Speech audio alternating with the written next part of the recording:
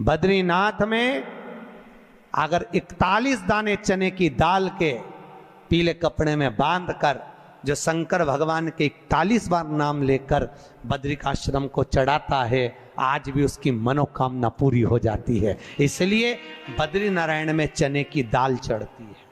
क्यों चढ़ती है किसी को नहीं मालूम, पर उसका कारण यह शिव महापुराण में लिखा कि बद्रिकाश्रम में चने की दाल शंकर भगवान का नाम लेकर चढ़ाई जाती है। क्यों?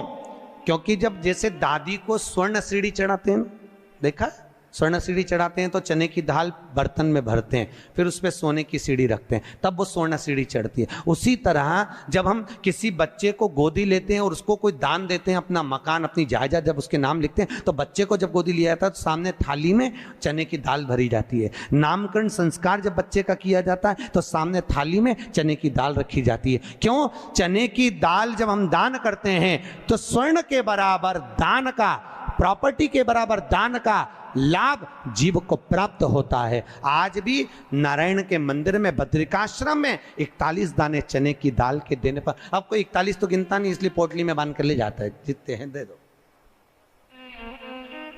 शिव का नाम समर्पित करिए। हर हर भगवान शिव का नाम लेकर बद्रिकाश्रम में चने की दाल का दान। अच्छा, इसलिए केदारनाथ में जपा जाता है नारायण नारायण, और बद्रिकाश्रम में जपा जाता है ओम नमः शिवाय। दोनों जगह विपरीत दशा है। केदारनाथ जी में क्या जपना चाहिए? श्रीमन नारायण, ओम नमो भगवते वासुदेवाय, श्री कृष्ण शरणम मम। ऐसे केदारनाथ जी में बैठकर भगवान का नाम का जाप करना चाहिए। और बद्रिकाश्रम में जब भी जाओ तो मुख से ओम नमः शिवाय, ओम नमः शिवाय। जैसे व्यक्ति का कोई काम नहीं हो रहा, बहुत दिन से लगे, बहुत समय से लगे, ये काम हो ही नहीं रहा, तो शंकर जी का नाम को उल्टा कर कर जपना चालू कर दो। नमः शिवाय ओम।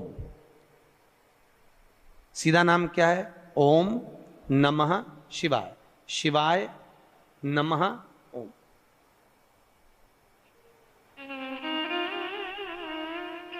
जब उल्टा नाम व्यक्ति जपना चालू कर देता है, जिस बच्चे के, बच्ची का, जिसका भी विवाह नहीं हो रहा हो, कोई काम नहीं हो रहा हो, कोई सीए की पढ़ाई कर रहा है और एग्जाम में निकल ही नहीं रहा, 3-3 4-4 बार बैठ गया, पास ही नहीं हो रहा, उस बच्चे को बोल दो बस सुबह उठते से ही शिवाय नमः ओम बोलना चालू कर दे, एक ही बार में सिया पास ले। कहा करत बा, जॉब नहीं लग रहा, जब उल्टा उल्टा जप ले। ये उसी में का हाल है। जैसे किसी व्यक्ति से अपने को पैसा लेना और दे नहीं रहा, क्या करना है? सूर्य नारायण भगवान को अर्घ दो। तो 21 दाने लाल मिर्ची के जो दाने होते हैं, देखें लाल मिर्ची के अंदर दाने होते हैं, उसके 21 दाने निकालकर पानी में डाल दो और पानी में डालकर उसी जल से सूर्य को अर्घ दे दो। उस व्यक्ति का नाम लेकर जिससे पैसा लेना है, हाथ जोड़कर देने आता है, तुरंत 3 महीने के अंदर पैसा लौटा दे, तुरंत हाथ जोड़कर। ये सूर्य को अर्घ देने है, पर मात्र व्यक्ति दौड़कर पैसा देने आता है, कितना भी हो, रहने नहीं देता प्रचंड। शिव के सिवा दुनिया में कोई दानी नहीं, शंकर जैसा कोई दानी नहीं हो सकता। स्वयं कैलाश पर रहता है और दुनिया को लखपति, करोड़पति, आनंदपति बनाकर भेज देता है। हमारे यहाँ तुलसी के कुंड का भी विधान है। गोल कुंडा है ऐश्वर्य देगा, चौकोर कुंडा है। आप लोग कई बार देखे होंगे किसी किसी के यहाँ चौकोर तुलसी का क्यारा होता है, कुंडा होता है, वो वंश बढ़ाता है। षडाकृति का है, वो धन देता है, संपदा देता है। दोष हमारा है, हम तुलसी के कुंडे के नीचे शंकर जी को रख देते हैं। क्यों? कि यहीं तुलसी जी को पानी चढ़ाएंगे, यहीं शंकर जी को चढ़ा देंगे। दोष है। तुलसी के कुंड के नीचे हम सर्पदेव को रख देते हैं, नाग देवता रख देते हैं, पानी चढ़ाएंगे, पात्री रख देते हैं, नहीं, दोष।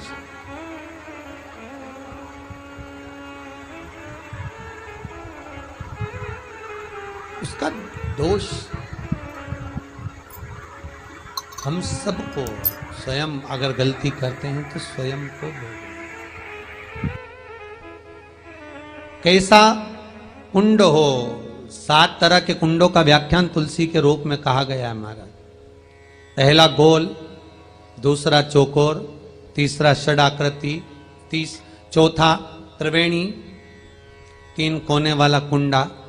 शास्त्र कहता है जिसके मार्ग घर में टुकड़े हो रहे हों, घर विभाजन की ओर हो रहा हो, तो 3 कोण का कुंडा घर में रखकर पूजा करने पर परिवार एक हो जाता है। 5वां, गार्डन में बिना कुंडे का, बिना कुंड का जो तुलसी का पौधा रोपित होता है, बिना कुंड के एक बगीचा जैसा बो दिया जाता है, तुलसी तुलसी उत्पन्न हो जाती है। महाराज वहां पर संपदा तो रहती है पर चिंता बहुत रहती है, टेंशन बहुत रहता है। क्यों? घर के दरवाजे के बाहर इतनी सारी बगीचे में तुलसा कर दी। कोई निकल कर जा रहा था, उसने थूक दिया, कोई निकल कर जा रहा था, उसने पानी डाल दिया, कोई श्वान ने, कुत्ते ने, किसी ने, बिल्ली ने गंदगी कर दी, उसका दोष आपको लगेगा। इसलिए कुंड के अंदर तुलसा का, तो वो धन तो देगा, जो तुमने बगीचे में तुलसा लगाई है, गार्डन तुलसा का करा, वो धन तो देगा, संपदा भी देगा, पर चिंता को बढ़ा देगा। 5वां,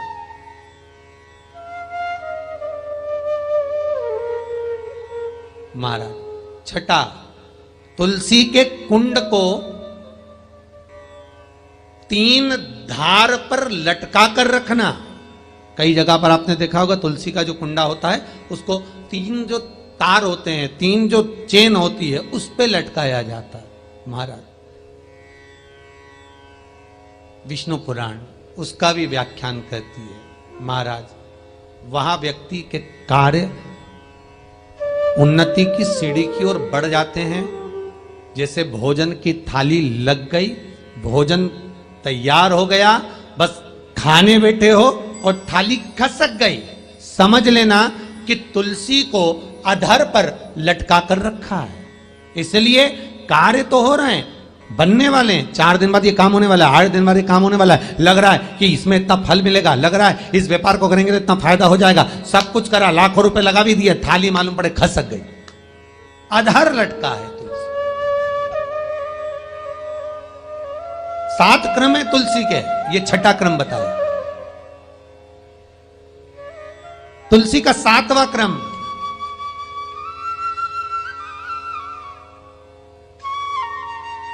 तुलसी का 7वां क्रम है। महाराज तुलसी का कुंडा जैसा घर के आंगन में है, तुलसी का कुंड जैसे घर के आंगन में विराज रहा है, ऐसा ही छोटा सा कुंड भगवान के लिए रोपित करें। प्रतिदिन भगवान की सेवा करते समय तुलसी का कुंड सम्मुख रखकर उसकी आराधना करना, फिर उस कुंड को वापिस बाहर ले जाकर रखना, फिर दूसरे दिन पूजन के समय पर कुंड को लाकर रखना। हम तो यहां तक कहते हैं विष्णु पुराण गर्ग संहिता कल्याण का तुलसी अंग यहां तक वर्णन करता है कि आप पूरे साल ये नहीं कर सकते तो कम से कम कार्तिक के महीने में भगवान के सामने तुलसी का छोटा कुंड, चौकोर वाला, गोल नहीं, चौकोर कुंड लाकर भगवान के सामने रखकर छोटा सा कुंड का पूजन कर कर भगवान के साथ उस कुंड को वापस बाहर विराजमान करें, फिर कल लेकर आए, फिर विराजमान करें। आप पूरे साल नहीं कर सकते तो 1 महीने। हमारे यहाँ तुलसी के कुंड का भी विधान है। गोल कुंडा है ऐश्वर्य देगा, चौकोर कुंडा है, आप लोग कई बार देखे होंगे किसी किसी के यहाँ चौकोर तुलसी का क्यारा होता है, कुंडा होता है, वो वंश बढ़ाता है। षडाकृति का है, वो धन देता है, संपदा देता है। वीडियो पसंद आई हो तो शेयर करें, लाइक करें, सब्सक्राइब करें। श्री शिवाय नमस्तुभ्यम, हर हर महादेव कमेंट बॉक्स में जरूर लिखें। महादेव आपकी सभी मनोकामनाएं पूर्ण करें। मिलते हैं अगली वीडियो में। श्री राधे, हर हर महादेव। और जैसे ही थोड़ा सा समय निकला, आज रोज प्रतिदिन भगवान भोलेनाथ शाम का समय और गंगा जी पे चले जाए, और भोलेनाथ जी गंगा जी पर जाएं, और वहां माता पार्वती को मालूम नहीं कि प्रभु आजकल, हमेशा तो मेरे को साथ लेकर भ्रमण पे निकलते थे, आजकल भोलेनाथ जी जाते कहां हैं, शंकर जी जा कहां रहे हैं, पता नहीं कहां रहे। और बाबा भोलेनाथ जी का स्मरण करा। माता पार्वती ने उसी समय पर गणेश जी को भेजा, गणेश जरा मालूम करो पिताजी कहां जा रहे हैं। और पिताजी को देखकर गणेश जी आए और आकर कहा, मां पिताजी तो कुछ कन्याओं के साथ में, कुछ स्त्रियों के साथ में गंगा जी के जल में अटखेलियां कर रहे थे। इतना तो मां से कहना था। भोलेनाथ जी के शब्द सुनकर, गणेश जी के वाक्य सुनकर मां जगत जननी क्रोध में लाल हो गई। माता पार्वती क्रोध में लाल, और उसी समय पर माता पार्वती क्रोध में लाल होकर सीधे गंगा जी के तट पर पहुंच गई, सीधे गंगा जी के तट पर। और गंगा के तट पर माता पार्वती जब पहुंची और जगत जननी ने देखा 5 स्त्रियों के साथ में, 5 कन्याओं के साथ में भोलेनाथ पानी से क्रीड़ा कर रहे हैं। कभी शंकर भगवान उन पर पानी फेंके, कभी वो कन्या इन पर पानी फेंके, कभी शिव पानी फेंके। इतने में माता पार्वती क्रोध में लाल होकर बोली, भोलेनाथ। जैसे भोलेनाथ जी को आवाज दी, शंकर भगवान जल क्रीड़ा करते हुए खड़े हुए और खड़े होकर बोले, क्या बात है पार्वती, इतना क्रोध क्यों करती हो? पार्वती बोली, भोलेनाथ ये स्त्रियां कौन, ये नारियां कौन है? मैं एक पतिव्रता धर्म का पालन कर रही हूं और आप इन स्त्रियों का संग कर रहे हो। होता है कभी कभी, एक पति अपनी पत्नी को रोज धमकी देता था, तू मेरे से सही से रिया कर। भगवान कृष्ण की 16,108 रानियां थी, मैं दूसरी शादी कर लाऊंगा। बेचारी पत्नी बड़ी दुखी रहती थी। एक बार हमारे यहाँ कथा में आई कि गुरुजी मेरा पति रोज धमकी देता है, मैं क्या करूं? मैंने पूछा क्या धमकी देता? कि हमेशा बोलता है भगवान कृष्ण की 16,108 रानियां, मैं दूसरी शादी कर लाऊंगा, तू मेरे से अच्छे से रिया कर। तो मैंने कहा वो तुझे धमकी देता है तो तू भी दे दे, कि द्रौपदी के 5 थे, तू क्यों?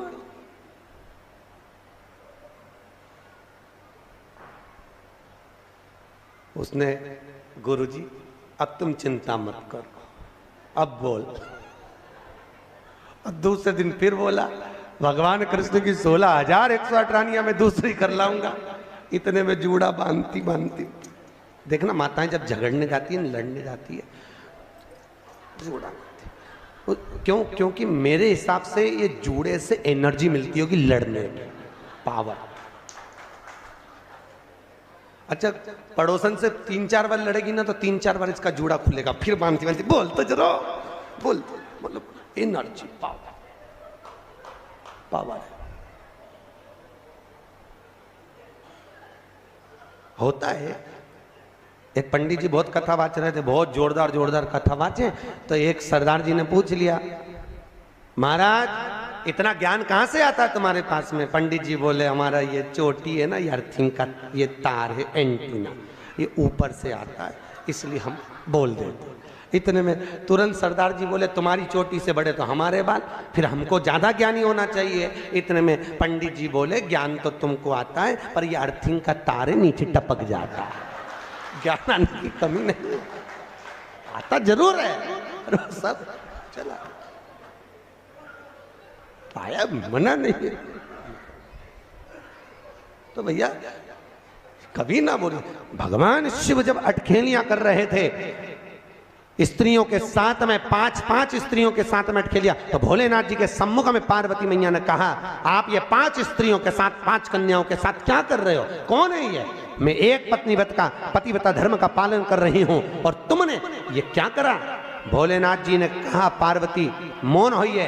पार्वती को क्रोध आया, केश माता पार्वती ने खोले।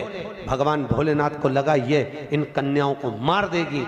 तब भगवान शिव ने कहा, पार्वती चुप हो, ये मेरी 5 बेटियां हैं, ये मेरी 5 पुत्रियां।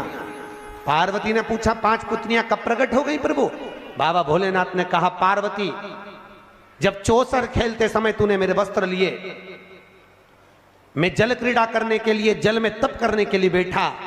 तप के करने से मेरे शरीर से पसीना बह निकला।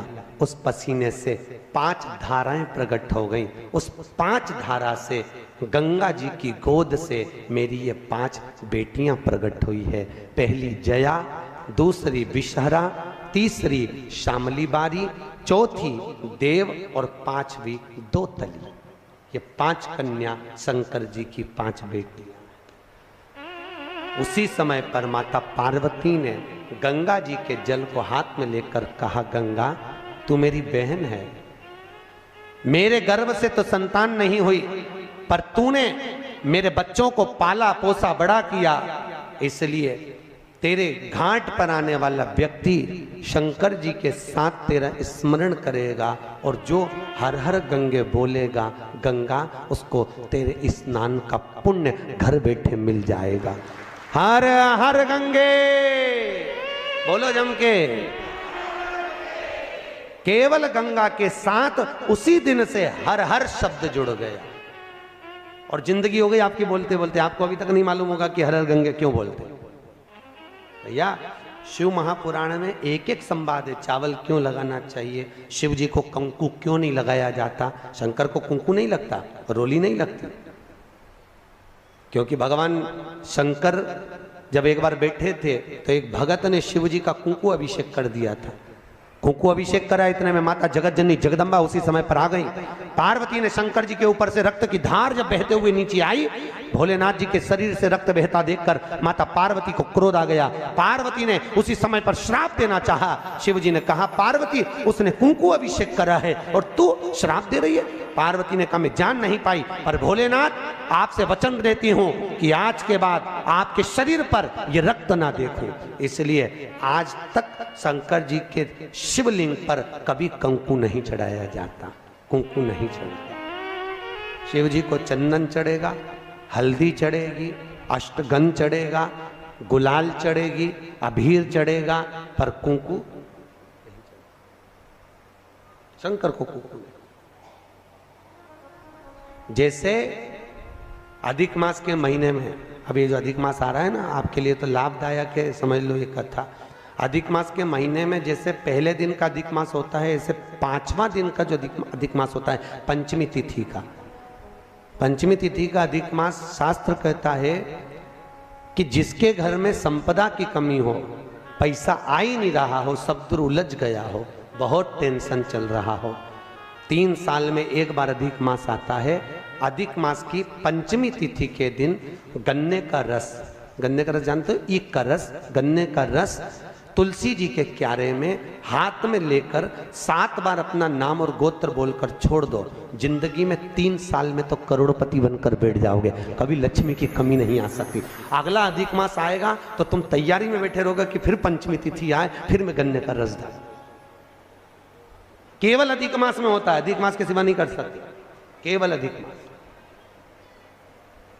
अधिक मास के अंतर्गत करें। और आपको तो मौका मिल रहा है, ज्येष्ठ का अधिक मास है इस साल, बड़े प्रेम से आनंद में। अधिक मास का महीना भगवान शिव के स्मरण का माह, ठाकुर जी के भजन का महीना, भगवान नारायण के लाड़ लड़ाने का महीना।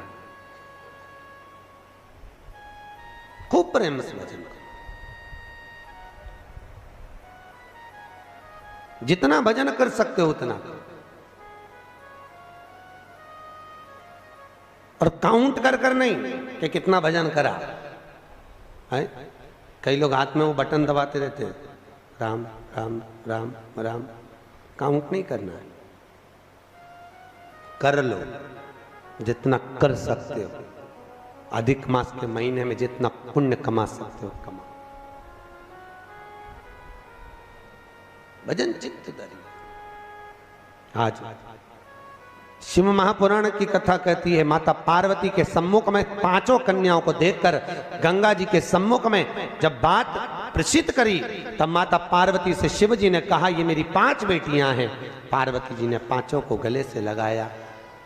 भगवान भोलेनाथ बोले, पार्वती ये जल की तरंगों में प्रवाहित होने के कारण इनका शरीर सर्प की आकृति में रहेगा। सर्प की आकृति।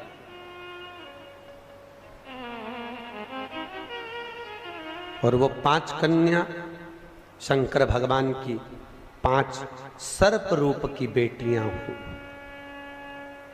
सर्प रूप।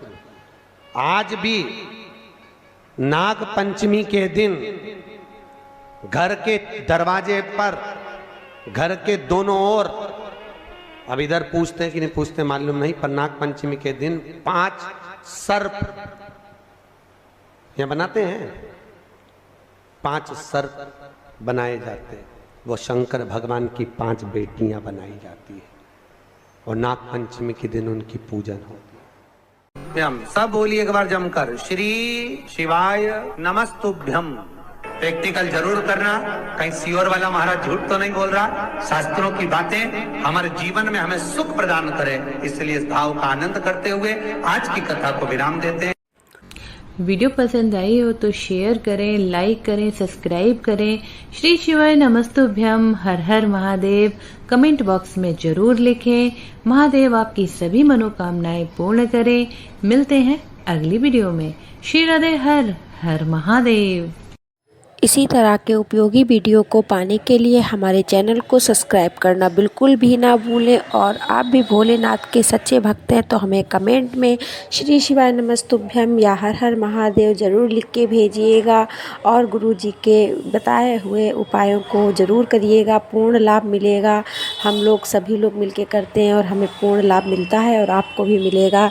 तो विश्वास करके करिएगा, एक बार ज़रूर करिएगा, पूरा लाभ मिलेगा।